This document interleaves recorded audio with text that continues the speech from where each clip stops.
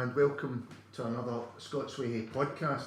And I'm joined today by writer, director May Miles Thomas. Hello May. Hiya, how are you doing? I'm good. And we're here primarily to talk about your film Voyageuse, which I saw at the weekend at the GFT. It's a terrific film. I know how I would describe it, but I think it'd be more interesting to hear how you describe it, because I think we differ on that, so... Aye, well, you're not the only person to have described it as a documentary.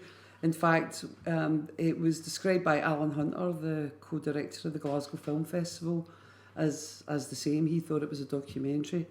And I said to him, sorry Alan, but I have to disagree, because it's a documentary in the same way that Raging Bull is a documentary about Jake LaMotta. I suppose so, yeah. If you see it like that. Yeah. I've always maintained it's an author piece of work, because I wrote a screenplay. I sat for years and wrote the screenplay and agonised over it. So, and also I had it performed by the great Shan Phillips, a legendary actress. Absolutely. And so, you know, for it to be described as a documentary is, for me, a bit of a letdown. Because I argued with Alan about this. Yeah. You know, saying... And, you know, there's several people have come at it like that. I think what it is because some of it, you know, is archive-based. It's based in, you know, when you first sit down and watch it, you see, like, rostrum photographs and you see bits of archive film. So it gives initially every impression of this is, the chronological telling of a woman's life story. Yes. But in fact, it kind of turns into something different. Yeah. I guess maybe for me, it's almost like a direct response to there not being an actor or actors involved on screen. You know, as you say, there's a fantastic voiceover by Shan Phillips.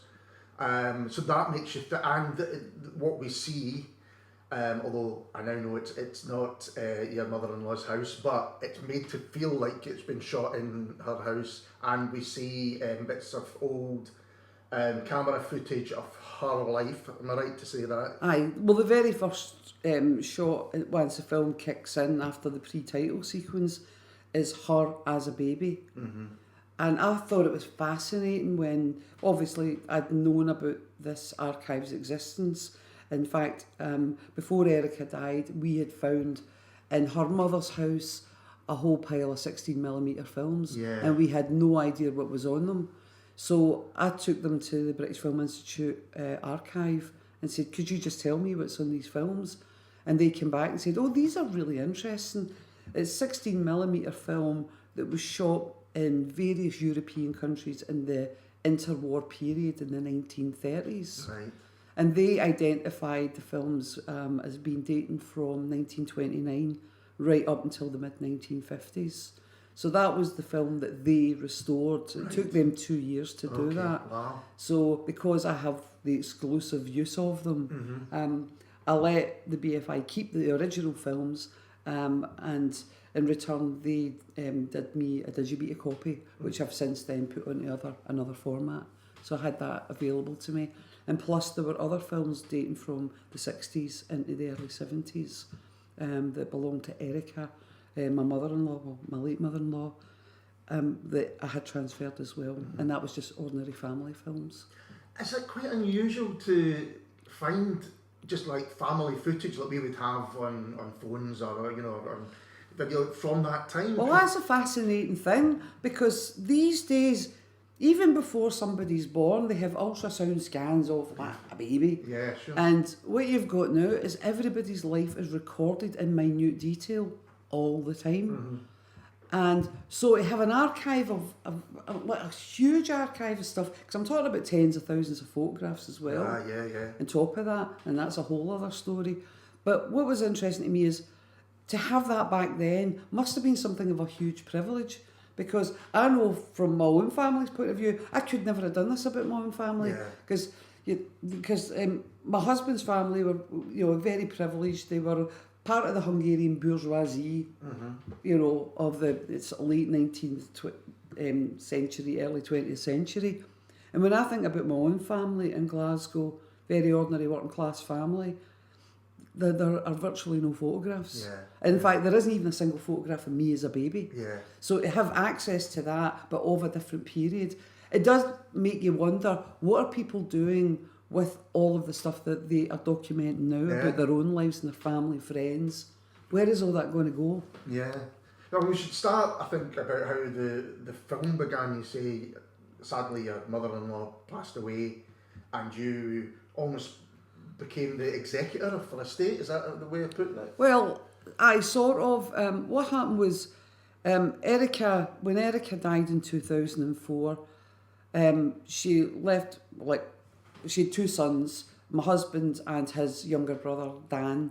And Dan lives in North Wales, and he wasn't really that interested in what was left behind. And on her death, we returned to the house, and I knew for years that this house could have done with a right good clearing out. And every attempt I made to clear out the house, she resisted. Yeah. She got very, very upset. What had happened in the interim as well is she had moved her mother into a nursing home. Well, initially she moved her mother up from Croydon to Edinburgh, and she lived with her for a couple of years. Then she moved her into a nursing home. But on that house move, she also had all of her stuff. Oh, wow. And then when her mother died, she decided that she wanted to move back to this one home in Edinburgh where she believed that she had the happiest times of her life, which was already full of furniture. Yeah. Because she'd been letting it out for years to students from Edinburgh University. So when she moved back to her house in Calton Hill, a very, very fine house, huge house, but with 3 houses worth of furniture. Yeah. When we went in, we were faced with an unbelievable amount of stuff. Yeah. I mean, stuff like you wouldn't believe. There was boxes upon boxes upon boxes, 4 broken televisions, 5 broken hoovers, old dishwasher that was all rusty, more rust than white, that kind of thing that she held on to. And also a lot of stuff that pertained to her studies. She'd never let a single thing go. Wow. So you had all this, and you said there's photographs as well as the footage. Yeah, there was all the photographs, there was all the documents, there was everything from her wedding gifts, her mother's, even her mother's trousseau. I'm still going through this stuff. Wow. And our immediate reaction was, let's get rid of a lot of this. And I swear, we filled 6 Luton vans worth of stuff and pretty much got a ban from the local dump in Edinburgh. And we had complaints from the neighbours. I mean, in the first day I filled over 200 bin bags. Wow. Just of stuff that wasn't even fit to give to charity shops. Yeah, sure. Just everything. And I think, in retrospect, I probably acted a wee bit too hastily because it would have been nice to take more time. Sure. It was just that immediate reaction. If you're faced with that kind of level of stuff. Unfeasible amount of stuff. Yeah. You see these programmes about people who hoard. Maybe it wasn't quite as extreme as that, but it was just massive volume of stuff. So that's where we began. So when did you decide that, because it's an extraordinary life that you tell in the film, and I think it might have been an unexpected one to you as well, what becomes kind of uncovered. When did you decide that this was a story that you didn't want to just kind of keep in the family, that you wanted to tell? Well, initially the plan was we were going to clear Erica's house, and Owen's brother really pushed for us to put the house up for sale. And we reckoned that, in order to get, the best price for the house, it really needed a lot of work done to it. So we agreed to take on the work. And what happened as a result of that was after 12 weeks, I realised it was worthwhile hanging on to the house. I became quite fond of the place. Yeah. My husband was never so keen. Owen was never so keen on the place because he grew up there, like from he was a wee baby. And so, but he never had any great attachment to the place. That's interesting. So after 12 weeks, I persuaded him. I said, look, let's just hang on to this and wait and see what happens. And I sold my flat in Glasgow and we took out another mortgage. And that enabled us to pay off Owen's brother. And so that was us there. So by 2005, I realised, going through Erica's stuff and being a bit haunted but by living in her house. Sure, yeah. There was more of a story. It became apparent there was more of a story there as I went through all of the documents. Because she had this habit of writing things on bits of paper. Yeah. And I was finding the odd scrap of paper with notes written about her childhood and her memories of being bullied by her brother and her mother and missing her father. And the thing was, I knew Erica for 11 years, but Yeah. I didn't realise it very much about her past life. She was quite unknowable. She was, if you met her, you think very bookish, old, academic lady, quite eccentric, not really given to talking that much or talking in a personal way. She lacked all empathy. Yeah. You would go and see her and she would bring you books and bits of paper and say, you might be interested in this, Yes. and place it in front of you. She would never say, how you doing? Yeah. She was one of these type of women, God love her. And so what I found was this woman I thought I knew for 11 years, I didn't know very much about. And it was only when I went through all of that stuff, a story started to emerge about this other person and what her fears were. And particularly her diaries. She kept a diary for decades, and it made for quite painful reading, Yeah, which we'll maybe talk absolutely. about later. I mean, one of the notes you said that was important was you found a bag with 4 lipsticks in it, and a note which said, when did I stop using lipstick? Aye. And that's on the poster, I think. Well, that was the thing that triggered it for me in a way, thinking, is there a film in this? And I didn't really know how to come at it. Mm-hmm. And I was sort of out of love with the idea of making films, because I had quite a bad experience in my second feature, and I came out a lot of disappointment. And what had happened the year before Erica died was my own mother died. Right. And so that kind of, brought home to me, what am I doing with myself? Yeah, sure. Trying to make a career for myself as a filmmaker in Scotland was mission impossible. Yeah. It seemed to me. I'd just completed quite a big budget film, a second feature, which was called Solidaire. Mm-hmm. And it'd been picked up by a distributor, but it was only when we had the gala screening, a big premiere at the Edinburgh Film Festival, the distributor informed me that they were not going to go ahead and release it. 3 people in the company had dropped out the same week. Oh. So I was in quite a bad place. Sure, yeah. Anyway, plus my mother dying. Uh-huh. And then later that year, Owen's grandmother died. She features in the film, Yes. Vera. She's quite a prominent presence in the Yeah. film. And so when Erica died, and I'd spent all of these months in the house, and I had this idea that I want to tell a story. It wasn't necessarily going to be a film at that point. Mm-hmm. I wrote a short story called The Snagging List, Right. and it was about her struggle to move back into that house because she'd had builders in, Okay. and the builders had gone bust. And it was all Oh. about this woman's nightmare of trying to take possession of her house again. And it started as that, and then from there it morphed into a screenplay for a convention. What would have been a conventional film, Mm-hmm. and I just called it Erica. And it was about this doty old lady based on my mother-in-law who took in lodgers, which actually was the truth because that's what she did do in her Right. later years. And I sat on that for a long time, and then nothing happened. Yeah. Well, you talk about the relationship between her and other members of her family, and that's kind of where it begins, with her as a baby, as you say, and her mother, in a weird way, comparing her to Hitler. Aye. So this is because she was born on the day that... Well, she was born in the same year that Hitler came to power. Yeah. And I made a point of that. Now, that's me taking Well, yes, license there. I know. But it kind of But it was forces- the fact that she was born in 1933, and I thought, what happened? What were the other significant events of 1933? And I list them in the film, but principal among them was this idea that Hitler came to power.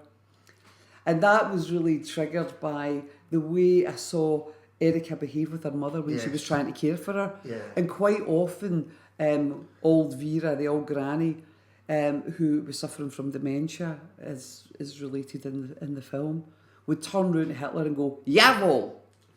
In her old East European accent, because she was a Hungarian, but she Yeah. spoke 5 languages. In fact, the main language in the family was German. Right. They spoke German to each okay. other in the family. And so with Erica trying to behave like a sergeant major, and the Alden caught onto this and said, "Oh, jawohl," to everything that she said. And so it became a bit of a running joke, and that was, I used that in the film. Because I think a lot of the film is almost about the disappointments as well that she had throughout her life. You say that she was kind of bullied by her brother. I mean, we find out that her brother goes to Cambridge before she goes to Cambridge, and does very well, and then she doesn't quite do as well, and there's a lot of that kind of feeling that she's maybe not had the life that she thought she was going to have. But you've got to set against this against the huge privilege. Yeah. You know, because absolutely. Because I was determined in making this, because you know the story is that the family fled from Hungary / Romania, because they were actually based in Romania, and Erica's father had his work permit taken away, and what he did was he went to Gdansk, and he went from Gdansk to Hull, and he arrived in Hull on the very day that the ports were closed to aliens in 1938, and because the portmaster hadn't opened his post that day, Bob got in, and so he got in and sent for the rest of the family. But I didn't want to make it into, here's a Hungarian Jewish family fleeing the Nazis. No. It's not that at all. It's not. No, it would have been easy to go down that road, and to be honest, I could have made it, very much how we fled the Nazis, how the rest of the family went to Bergen-Belsen, how some of them escaped to America. I could have gone down that road, but for me, this was not so much a story of Erica or her family. This, for me, goes much, much deeper. In fact, I've described it as a psychobiography, in the sense that it's not about the woman's life, it's about a woman's state of mind. Yes. Because the film itself takes place in one day, but where she looks back over the past 40 years of her life. Yeah. And so it's very much of what's going on in her mind, the memories that are triggered by, just existing in this house on a very significant day in her life, which becomes apparent further down the line in the film. Very much it's about the kind of state of mind, and there's subjects it looks on, like ageing, the idea of looking at the past, the idea of uncovering family secrets. It's hinted but never fully set out that there's some espionage or possibility of espionage going on there. And even the fact of what her father did for a living and how that was seen as because it was extracting sugar but not from cane, is that right? From beet, yeah. Yeah, because the sugar cane wasn't being brought into the country at that time. That's right, because of the war, obviously. Britain couldn't import cane sugar from its colonies because of the war. But to rewind it back a wee bit on that, because you covered a lot of ground there.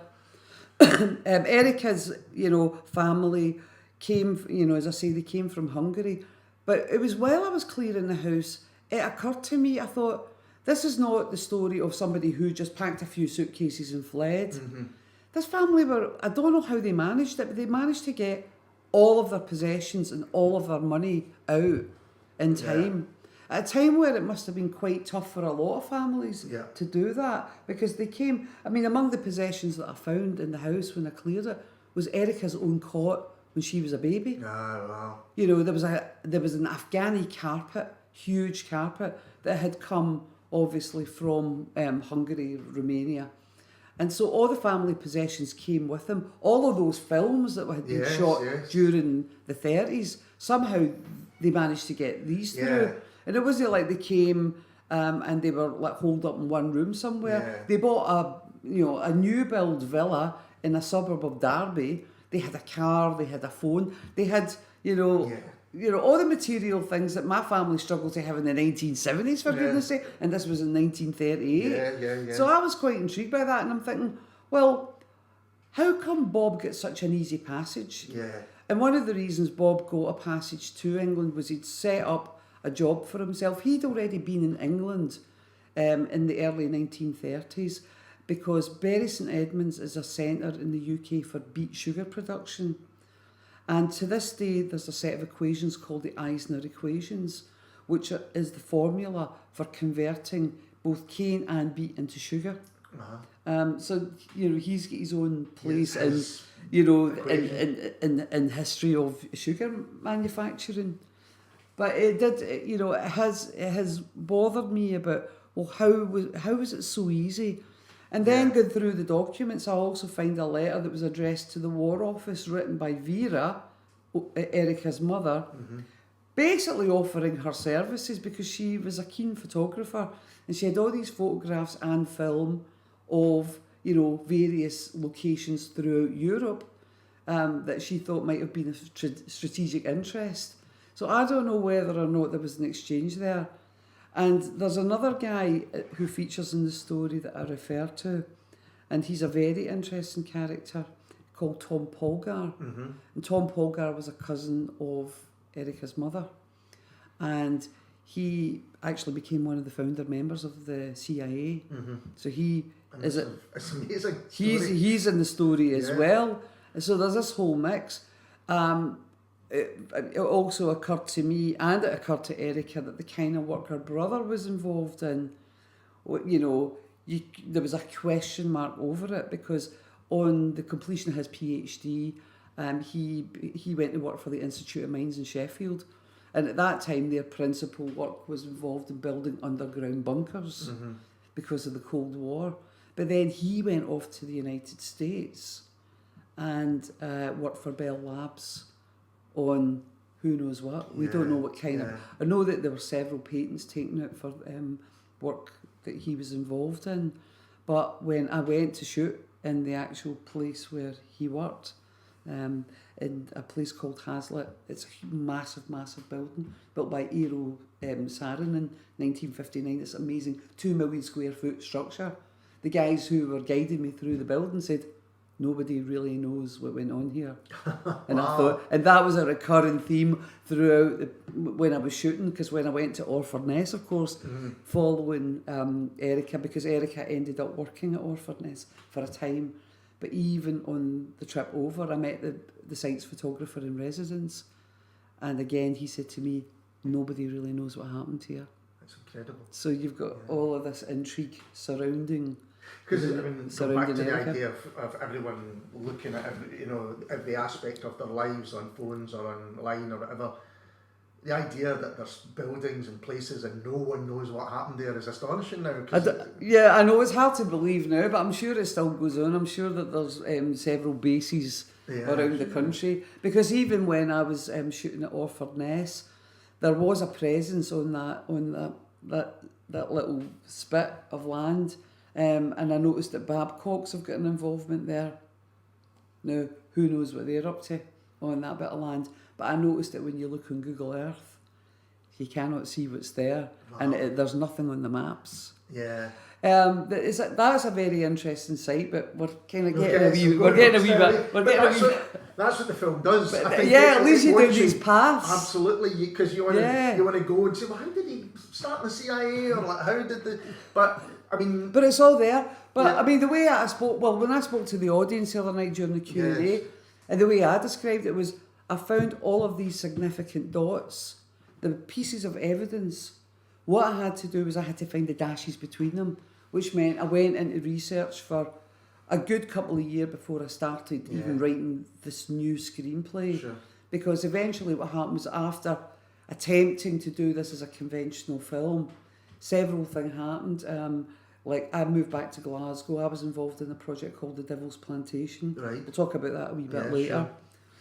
But my takeaway from making The Devil's Plantation was I found a way of making films that was entirely within my gift. Right. Which didn't involve sitting about waiting on somebody funding me. Yeah. I could work with exactly just what I had to hand, which was, I have some kit, I have an idea, I can write it. As long as I can sustain myself and pay my bills, then there's nothing to stop me going out and just shooting stuff and doing it in the most basic way. But for me, it's about the storytelling. Yeah.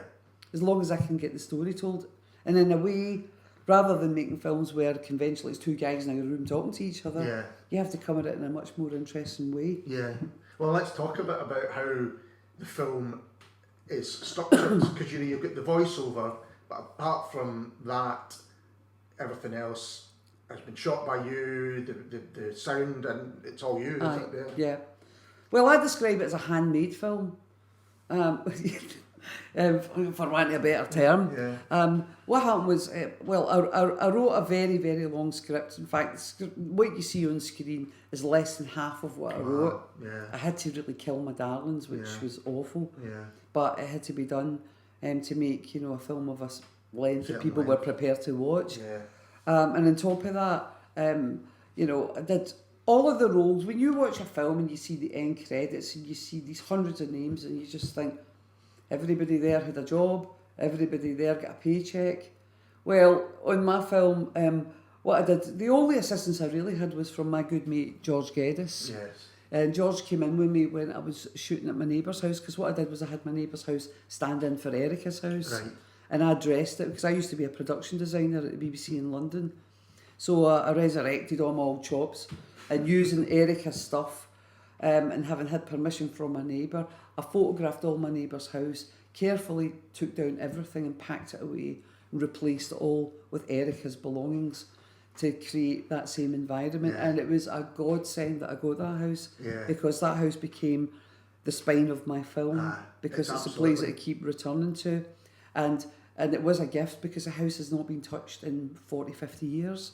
So it was perfect as a stand-in, because obviously the Edinburgh House had been sold. Yeah. So, because you mentioned when you were at the Edinburgh House, you felt like kind of ghosts in the house, and that's kind of what it feels like watching the film as you go round the door handles, and it's like there's a presence there. Yeah, very much so. I mean, I'm quite often, because George shot with me for a few days and then he had to go off on another job. And because it's directly across the street from me, it was the best location I've ever worked in terms of commute. And I would be there at night time on my own, and all you would hear was the ticking of a clock or the tick, tick, tick of the boiler going off suddenly, and you jump out your skin. Being in the house alone, it was a really nice experience, but it did give me the heebies at times. Well, since you mentioned the Devil's Plantation, can you say a little bit about that? Well, the Devil's Plantation came about as a result of an award I got. I'm going to be dead honest with you. I was absolutely pratted in 2007, because I was living in Erica's house. I didn't really have any gainful employment, neither did my husband. And I was like a phone call away for a call centre job. Yeah, sure. Seriously. Yeah. Scottish filmmakers, eh? Aye, we don't, you love it. And so what happened was I applied for the very, very last year. The Scottish Arts Council ran this thing called Creative Scotland Awards. Right. And I toyed with the idea for ages that I should maybe go in for that. But I had an idea, or half an idea, of a project that I could, and I thought, why not? I'll just sling it in and see what happens. And to my astonishment, I got the prize, and it's one of Europe's richest art prizes. It's 30 grand. Right. The only downside to that was the Scottish Arts Council said to me, well, we're not going to let you make a film. And I thought, uh-oh. How no? And they said, well, architects and filmmakers we deem as working in a commercial sphere. And I'm saying, so you're not going to let me actually practice within my own field? Are you insane? Yeah. And I thought, I'll need to come up with another idea. So what I pitched to them was I pitched the idea of an interactive website. Okay. And this was in 2007, and they got all excited about, interactive website. Yeah. No, all things digital. And I said, aye, but here's the thing, I'm going to embed 66 short films within it. And they went, all right. So The Devil's Plantation is really based on a book called Glasgow Secret Geometry, the city's oldest mystery, by a guy called Harry Bell, who wrote and self-published it in 1984. And it's become something of a cult book among certain people, because its premise is that Glasgow is laid out to this ancient and occult pattern. It's and a that, fascinating idea. It's a really great idea. And when I was interviewed after winning the prize, I described it as a 10-pence Da Vinci Code. Yeah. But it actually is underpinned by his years and years of research. He believed that Glasgow was laid out to this pattern, and it wasn't sort of New Age nonsense.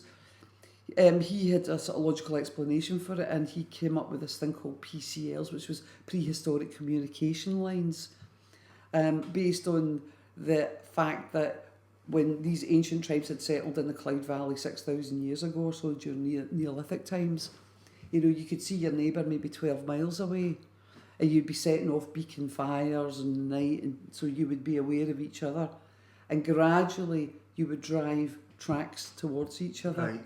So these ancient trackways became a system of communication lines. Some people associate it with ley lines, and Harry does refer to ley lines because a lot of these lines do align perfectly because it takes 4 or more sites to make a ley line. Right. And so I was fascinated because I came across a book and to me it read like a detective novel. I loved it. Yeah. And what had happened, some years before, and it was such a coincidence when I was moving house back from Edinburgh to Glasgow to begin work on this project, I came across a folder that I'd picked up years ago when me and my late brother were having a look around Leverdale Hospital, right, the old part of the hospital before it was converted into flats. Uh-huh. Now, I come from Pollock, and at the end of my road in Pollock was Leverdale Psychiatric Hospital, and as kids we grew up with this thing about, there's a man escaped from Hawkhead and he's in the woods. And we'd be, terrified. And so it always drew me, this place, because there was so many, childhood memories and legends based around it. So me and my brother did a bit of urban exploration in there, and I'd found this folder, which had moved house with me, and it was now moving back to Glasgow with me. And inside this folder, the folder was labelled Visits After Discharge, and in the folder were case notes of people who'd been released from Leverdale under Care and Community Act in the early 90s. And among these notes was the case notes of a woman called Mary Ross. And it seemed from her notes that she was always disappearing off, and she would take these long walks around Glasgow. And it seemed to me the places where she was often picked up were the same places that Harry Bell had visited. Oh, wow. So I saw a huge coincidence in this. The whole project was filled with coincidence. Yeah. And so I was quite fascinated by this. So using both Harry and Mary, because Harry had a quest to try to find if there was any sense to this pattern. Mary had absolutely no quest. She was chaotic in her meanderings. Yeah. So I thought, I'm going to bring these two together and see what I make of it. And I'm like a third character in it. Yeah. Well, I'm the silent character. So for 2.5 years I went on the road, visiting all of the sites that Harry and Mary went to, which were often the same place. Wow. So quite often I would make the same film from 2 different points of view. And I made this interactive map of Glasgow, where if you get the app version that I did after the website, you can go on this journey, but you get to decide what route you take, but it's by random. Right. And so it takes about 3 or 4 hours to get round the whole app if you do it that way. But what happened was in 2013, my husband presented me with a fait accompli, and he said, I've been in touch with the Glasgow Film Festival, and I've told them that you've got a feature-length version of The Devil's Plantation. And I was like, oh, thanks very much. I don't need that right now. And I had 6 weeks to put the film together. So what I did was I got 2 very good friends of mine, Kate Dickey and Gary Lewis, the actors, to come and narrate. Not that they're being the characters of Mary and Harry, but they're voicing what I had written as a text, which accompanies the original website. And so that was The Devil's Plantation. And people who come to it, and what I like is when people come to it by pure chance, because a lot of people did. Yeah. And they'd get in touch with me and they'd say, I've just been on this site and it's absolutely amazing. And so what happened was by the time I got the film made, and I made it by the skin of my teeth. Yeah. I basically finished it the night before it screened. So even the people at the Glasgow Film Festival, had they seen it, they took it sight unseen. Wow. Because it was me. And so it sold out. Brilliant. The screen sold out. And I watched the last 20 minutes for the projection booth, and even the 4 usherettes were all stood at the back, and they stood there for 93 minutes, 40 seconds watching this thing. Glued to it, hypnotised by it, and people just seem to really like it. And is it still all available? The website? It's available on Vimeo. It never got a release because it was never really intended as a like any of my films, not really intended for as a commercial proposition. Yeah, sure. As I say, after I'd done Solidaire and thinking that I'm on my way to a real career as a filmmaker, and it never quite happened. I just took stock after that. And it's a great thing, actually, because my takeaway from making Devil's Plantation gave me everything I needed to know about how possible it was to do Voyageuse, but do it in a much bigger scale, do it in a much better way, narratively and in terms of its making technically. Yeah. So I'm really glad that I'm in that place now where I've kind of chanced upon this way of telling a story visually, and within the format of a feature film, the 90-100 minute feature film. And so I'm really satisfied now that I can go on This and is your style of filmmaking. this then, is, I've landed on something that I'm completely in control of, and I'm Yeah. dead happy with it. It means I don't need to engage with an industry that's so hard to break. I mean, I've got friends who are spending 5 and 7, 10. There's one guy who spent 13 years just to raise a modest amount of money to make his first feature. Yeah. And I'm not talking millions here, I'm Yeah. talking about a few 100,000. Okay, it's a lot of money by anybody's Yes, but standards. over that period of But time. for film, over that period of time, you're thinking, why are you bothering? Mm-hmm. And it made me really question about why I make films. What am I doing this for? And it begs a lot of questions about, why we have the Scottish film industry that we do have, Yeah. where there's such a low level of Indigenous production. It does make me wonder why people can't just pick up what I've done and use it as an example. Ironically, my very first feature, which was a wee self-financed thing, Mm-hmm. which was critically really successful, won loads of awards back in 2000. I did that, and Film London and the Irish Film Board got me to come and talk to them about how I managed to do this Right. film on the budget, on what they call a micro budget. Sure. And they picked up, like they scrutinised my line by line budget for this, Mm-hmm.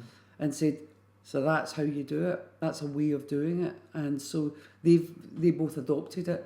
Film London built the microwave scheme on it, Wow. and the Irish Film Board went on to do their own, Different micro budget film scheme, which was great because it gave people a chance at least to break into features. Because what you've got is you've got all these people running about making short films. Yeah. Nobody can progress to features. Nobody can get a career. It seems to me, or it's really, really difficult to Yeah. get any kind of career in features. I mean, I listened to your podcast with my mate Peter Mackey Yeah. Burns, Uh-huh. and I listened to Peter talking about the difficulty that he had. And he had a very acclaimed short film, like Berlin Film Festival Milk. prize winner, and Milk. It took him, I don't know, another 10 years or so to get his first feature off the ground. And it wasn't like Daphne was like zillions of dollars. No. It was a fairly modestly budgeted feature film. Yeah. And so you do wonder about what is it you want to do here? Do you want to make films, or do you want to sit in the pub talking about making films? Yeah. Or do you want to become a supplicant to a dysfunctional system of funding? I think that's really interesting, and I think more and more I'm talking to people who are not just filmmakers but musicians or writers, and the old ways of doing it, whether it's publishing or whether it's record companies, they're finding that no, we're just going to do this ourselves, we're going to do this in a different way and find out, as you say, what we want to do. Well, crowdfunding has become a very, it's in the air. Everybody's trying to crowdfund everything these days, especially in those fields of music or film or what have you. Everybody's having a go at it. What you don't hear about there is the failures. Yes. What you don't hear about are the people who fail to reach their target. Yeah. Where do they go? And so that's it. I've never tried crowdfunding personally. I think there's a place for it. Mm-hmm. I think it depends at what stage of your project you want to start crowdfunding for. Yeah. I think it's really good these days to build awareness of the project and to build a potential audience out of it.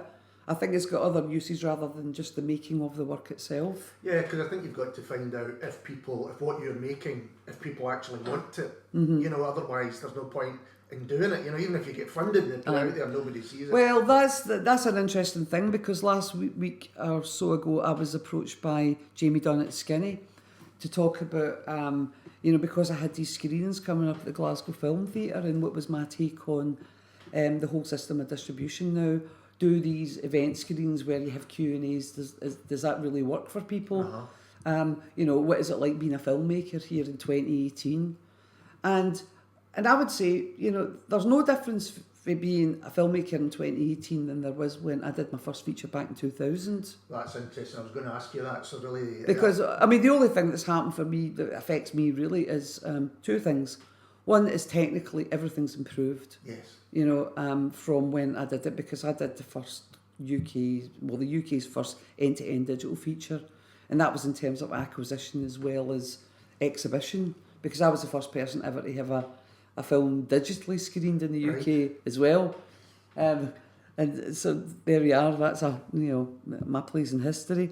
But so where the technology's improved and it's come down in price and it's much more accessible than it ever was, I'm not seeing everybody run about the streets suddenly making films. No. Well, maybe they are, but you'll only find them in YouTube, and that's a ghetto. Yeah. And Vimeo's a ghetto, Yeah. because anybody can upload their stuff there. Yeah. So where availability is one thing, visibility is something else entirely, I would say. Because it is so hard to somehow get yourself noticed out of that morass of stuff that's online. That's the most difficult thing to do, yeah, absolutely. So, what you're hearing about now, because I mean, you think about these Hollywood blockbusters or these franchise films, superhero movies, they're spending as much on marketing these movies as they are on making them, because people aren't rushing to the cinema to see film stars in funny costumes, because quite often these are cast with fairly unknown actors. Yeah. And what you're seeing up the screen is, so it's not like name above the title that's a draw. What you're looking at is, you're looking at effects, billions of dollars being spent on effects, lots of hype before, during and after it's making. Yeah. So typically a Hollywood blockbuster marketing budget now is insane. It's like $150 million. Yeah. And here we are in Scotland. Yeah. And everybody say, why can't we make superhero movies? I had an argument on Twitter with Mark Miller of all people recently saying, well, that's all right if you just want to make films, like about superheroes and you've got grillions of dollars to do it, but we don't do that here. Yeah.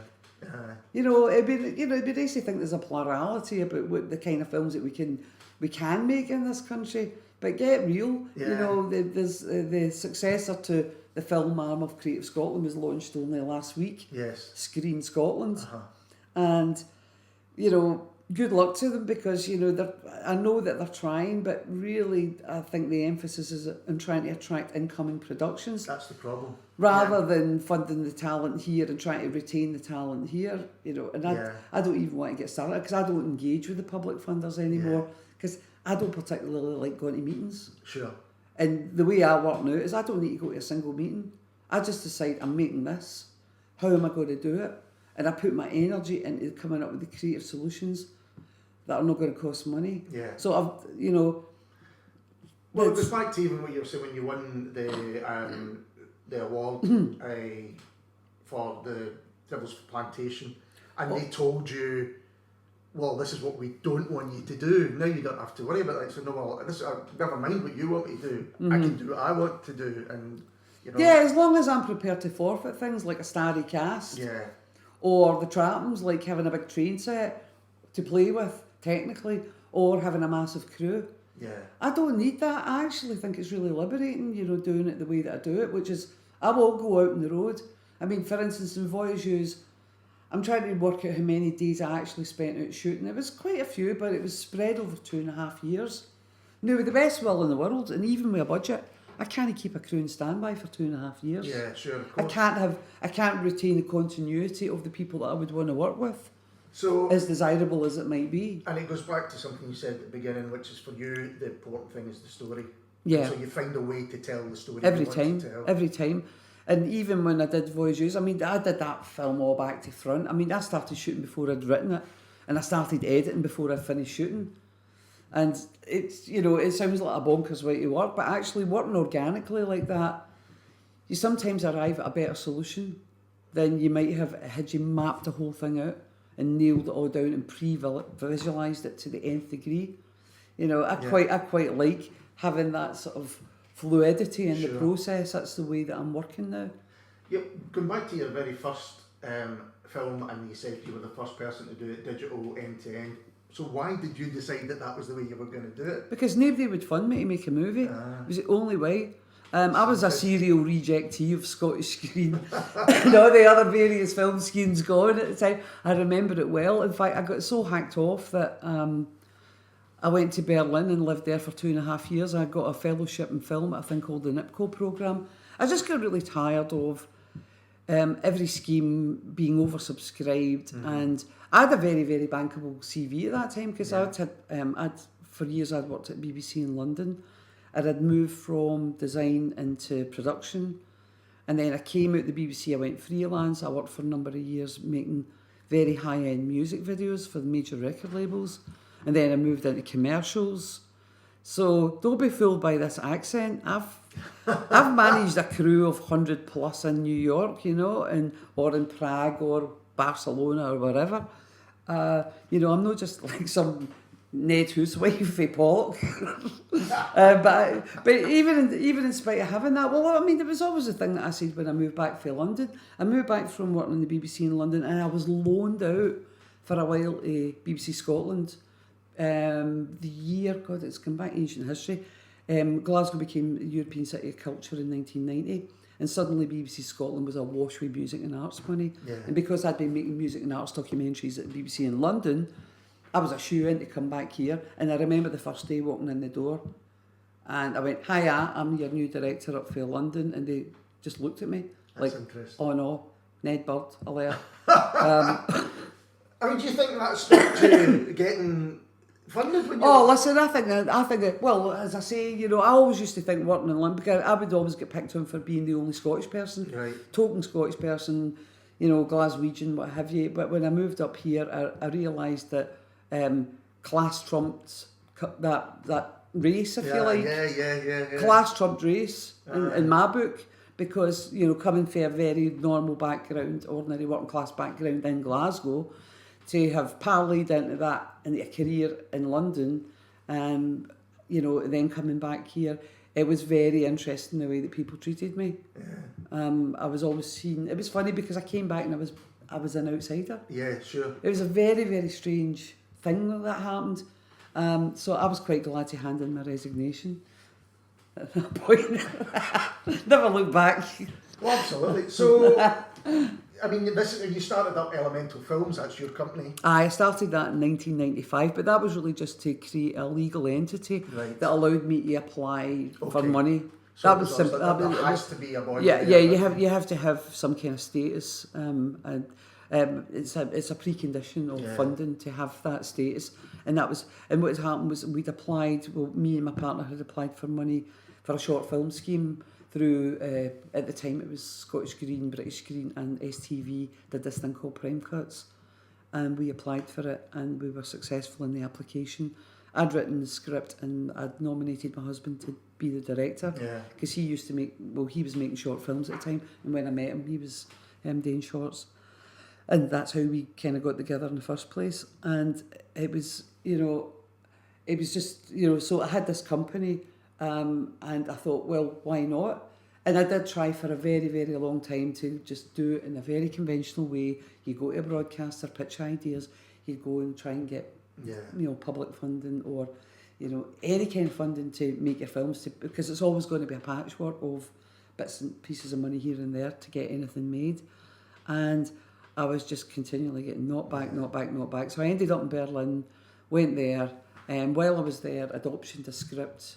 I tried to get a meeting at Scottish Green to get development funding, and in the 8 weeks they never read the script. I had the meeting, they hadn't read it, and I'd come all the way from Berlin, and I just went home greeting. I just thought, what is the point? Yeah, sure. What is the point?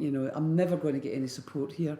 And that was a trigger. That for me, that day I went, and after 8 weeks of cajoling them, read my script and come from Berlin, I've got all this German money wanting to come in to this film, and they couldn't even read the script. So I thought, F you, I'm out of here.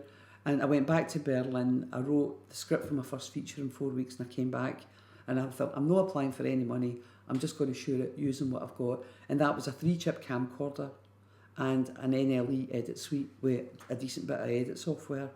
And that was the start of it all. And that's how, accidentally, because I had no idea that I was making the first digital feature film in the UK, but I was, and because of the critical acclaim, not for being, I would have shot it in sellotape to get it made, to be honest with you, but in the end up, the reaction to the film, just as a piece of filmmaking as a bit of storytelling, and the performances.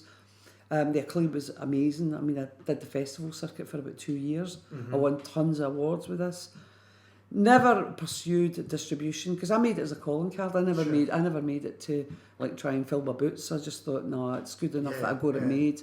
Let me try and parlay this into something bigger, which was Solid Air. Solid Air. Aye. So, I mean, it's interesting. It sounds like you were going the way that other people are going. You make a film that is your calling card, a bit like you say, Peter's short film. Hopefully, you know, it took a longer time, but worked for him. And then you got to Solid Air in 2003, and then that was like having the rug pulled from under you because of what happened there. And was when you decided, I'm going to make this on my own. I'm going to make this films differently and make it on my own. Well, no, it was a gradual process. I suppose in a way, when the Scottish Arts Council said to me, we're not letting you make a film, that really concentrated my mind, because I thought, well, what can I do as an alternative? And that led me to think about, well, the different ways of telling a story. I had to come up with different ways of exploring a narrative here. And that's exactly what I did. I sat down for a long time thinking, right, if this is going to be a website, then I can't do it as a linear narrative in the same way. So it really made me concentrate on, well, why are we telling these stories and how are we telling these stories? And somewhere between the two, you know, thinking about it, I arrived at the solution that became the Devil's Plantation. And because I arrived at that solution, I thought, have I got the beginnings of a template here? Can I use this in a way that could be applied to other stories?